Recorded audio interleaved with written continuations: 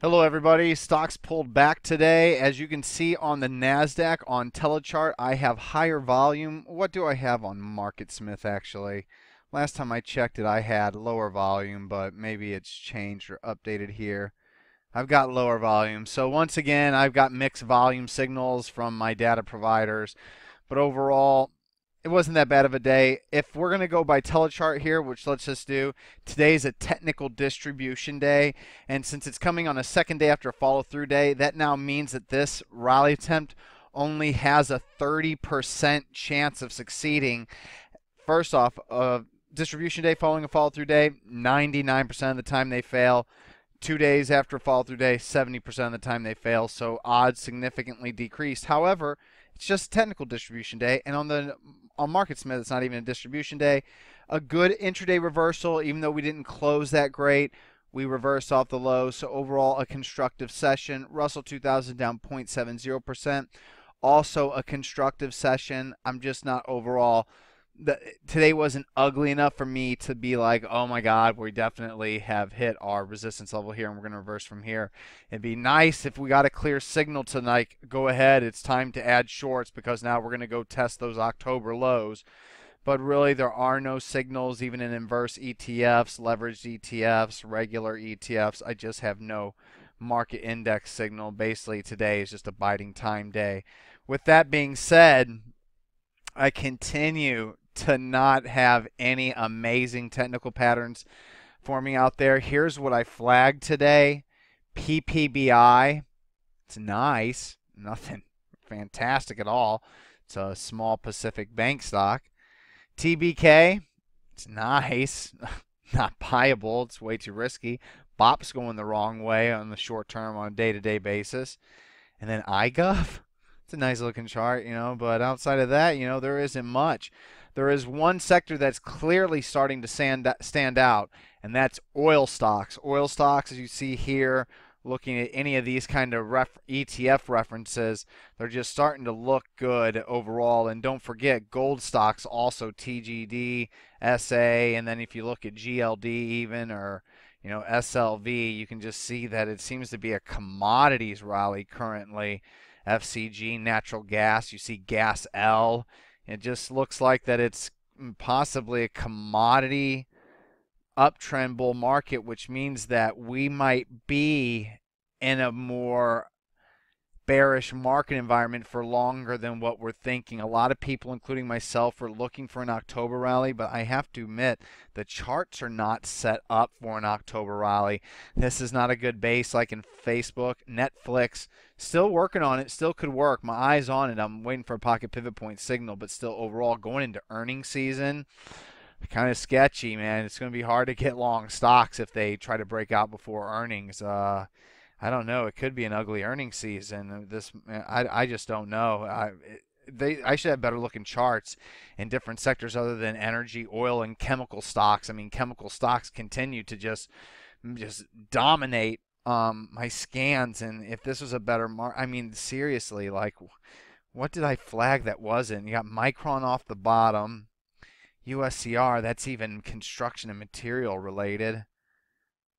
Boy, oh boy, as I look at my list of stocks that I marked down tonight, I mean, there's just none. Wow, CKP could be bottoming, but that's also, once again, a diversified security services, just like our long BCO. So I don't know, man. I don't know if we're going to get a rally or not, but I tell you what, facts of the matter are we're range bound, September highs, August, October lows. And as long as we're stuck in between there, September, October lows on Russell 2000, September highs, it's going to be hard for this market to really generate any momentum on individual names on an end-of-day basis. And proving that point, we got a couple of sell signals today full. SMN on an end-of-day basis is a full sell signal because of how ugly the technical pattern is turned. Now, the 36.59 close is technically above that ultimate low, 36.41. But whenever you have gains and they completely come back, I have to go with my initial long signal back here. So no matter what, 36.70 but I would be generous and or not generous and do 36.78 because it lost its max green bop on this up day.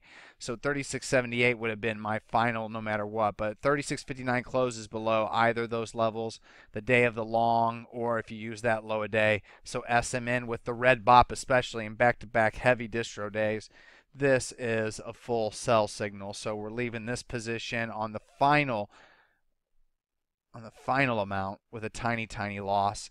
And then also ABMD finally done another above average volume, close below the 50-day moving average before producing a 50 or 100% gain depending on what kind of market signal that we are under. So ABMD is a full sell because it's closing below, not only below the 50-day moving average and above average volume, but it's also closing below these lows, making a new set of lows. So we're leaving that one with a 23% gain. And now ICUI, another close below the 50-day moving average. If it would have, so what I can do is go ahead and wait for it to close below. I'm already out of it, so it doesn't matter. But what you can do is your final sell stop is 105.03. It moves below 105.03. You're completely out of the position. But 9% on this sell signal. It's another 50% sell signal. It's one of like 3 that we've received since it topped out in August. And then SKX, another 50% sell signal with the close below the 50-day moving average on above average volume under a sell signal. The long signal on this one was all the way back here, so we still have over 100% gain. So still, you could, if we just continue to sell off on below average volume, the 200-day moving average is in play. However, if we break on a really heavy volume, especially if BOP goes red, it'll be a full sell anyway, and it'll be just an indication that this market's probably weaker than what I realized. But that being said, you know, our most recent long position, APDN, not CTB, which is holding in, but APDN, our most recent winning long position on its second day, it's now up 16% in 2 days. That's not too bad, but notice what happened today.